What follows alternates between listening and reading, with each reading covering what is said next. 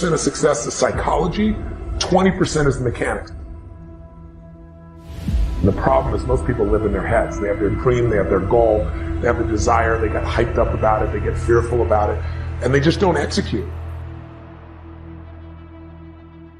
See, when you are not filling your life with the things that you are capable of doing, then there are gaps in your life. And what we do when we're not living out our true identity, we begin to fill the gaps. We fill the holes with garbage, alcohol, drugs, worry, self-destructive behavior. So when you begin to look at your life and you know that you're not doing what you can do because you have allowed yourself to be held captive by your fears. Now, when you don't have a true appreciation and acceptance for who you are, and you allow yourself to be immobilized by fear, what happens in the process is that you begin to abuse yourself. You begin to sabotage your life, you begin to sabotage your dreams, you begin to unconsciously work against yourself. You become your own worst enemy. So what do you do about that? I need a mission. We all need a mission. That's what life should be, is a mission. That's what gives your life purpose and focus and drive and ultimately satisfaction. There's things that you know you're supposed to do as a human being, things that you know are going to improve your life. Do those things. There's things that you know are going to make you a worse person and make your life worse. Don't do those things. And sometimes people ask me what to do if they don't know what their mission is or what their mission should be. And I tell them, if they're in that situation, to go help someone. Go help someone else. Make that your mission. Because that will make you better, and it'll make the world better. And eventually from that, you'll see what your mission is. Well, you begin to realize that your dream and your gifts have so much meaning and so much value for you till your hunger for them will give you a special drive. As you work on yourself, as you begin to acknowledge your true identity, the true power that you have, the true capacity you have to bring about change, the miracle working power that you have within yourself to do the things that you want to do.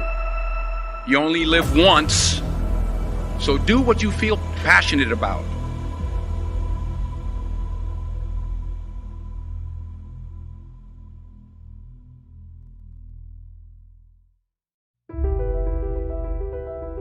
So I'll start with this. Your life is a physical manifestation of the conversation going on in your head.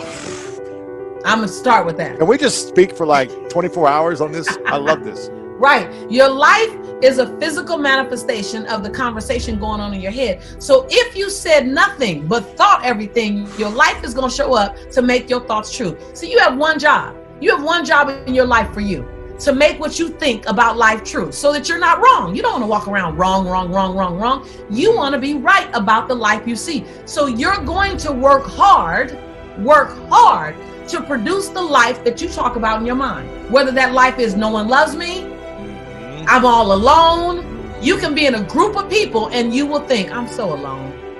And you will feel alone, and things will show up to co-sign your loneliness just because you're looking for that.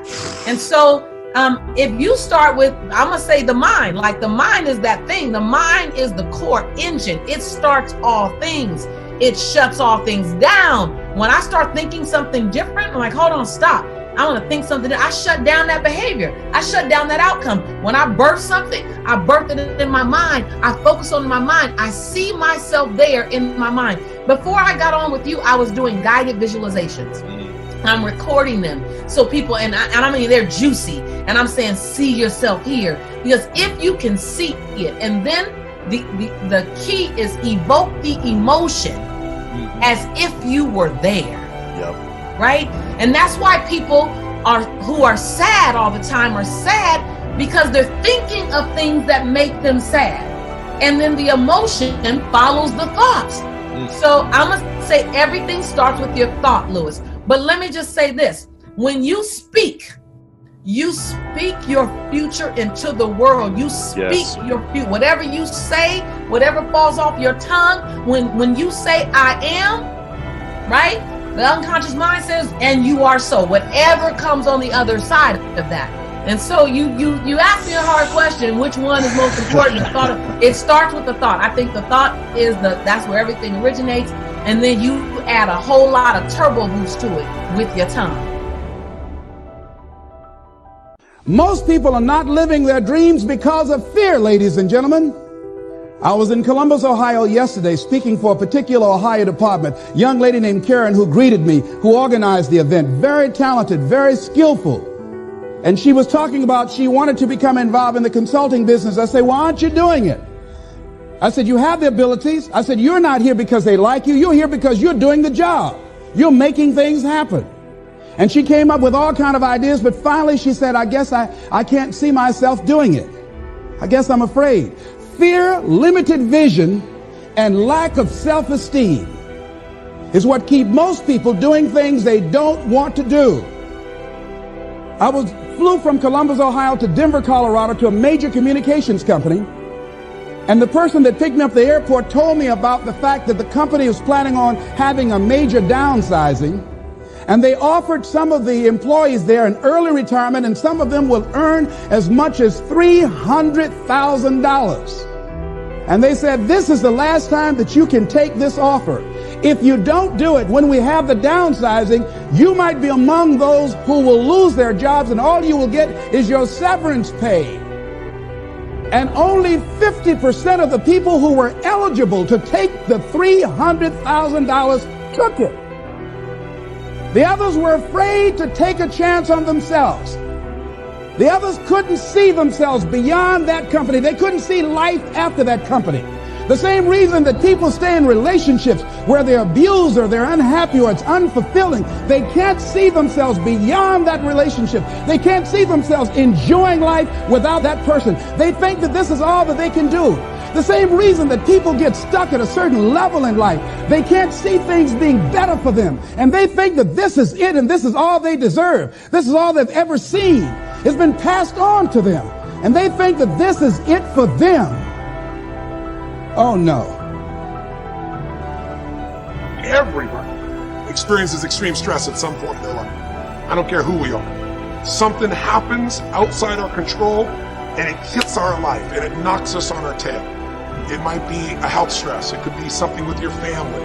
It could be economic, career. It could be something emotional that happened, biochemical. There's so many things. It could be an environmental situation that had nothing to do with you.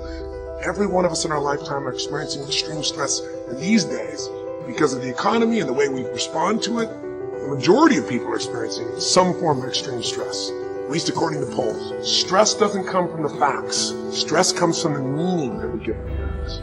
Yes, those things have happened, but the real question is, if we fight what's happened, we've got a problem. We've got to decide, what are we going to do with what's happened in our life? How are we going to take this? How are we going to mold this? How are we going to turn our life around? Because when you come up with a new meaning, you get a new life.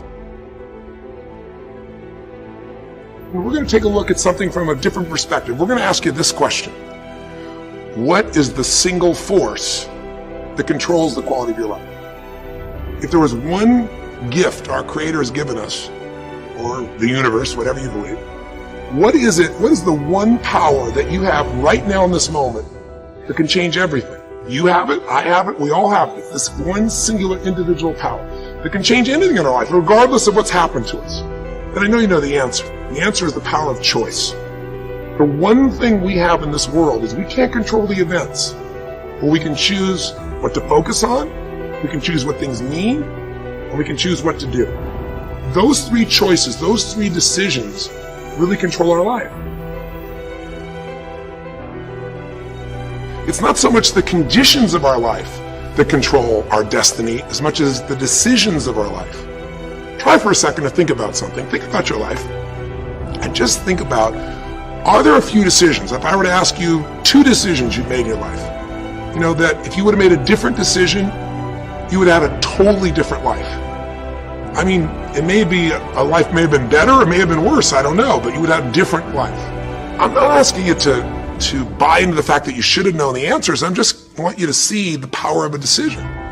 How is your life better today because of the decision you made? Here is something else exciting. It's possible for people of modest means to start a wealth plan. You don't have to be wealthy to have a wealth plan. You don't even have to be healthy to start a health plan. All you have to be is smart. Smart enough to say, hey, I've got the wrong plan, and I'm going to get around someone who has a better plan and make it my plan. So, find some successful people to help you fill out your success plan. Find somebody healthy to get your better health plan going. Find somebody living a unique lifestyle to develop your lifestyle plan. This is called association on purpose, getting around the right people by expanding your circle of influence. I have a really unique friend. I'm always trying to find more ways to spend more time with him. He's the big game hunter, millionaire, businessman, traveler, and in my opinion, one of the world's great philosophers. He has two special gifts among many that make it worth all the time I can possibly spend with him. And those gifts are,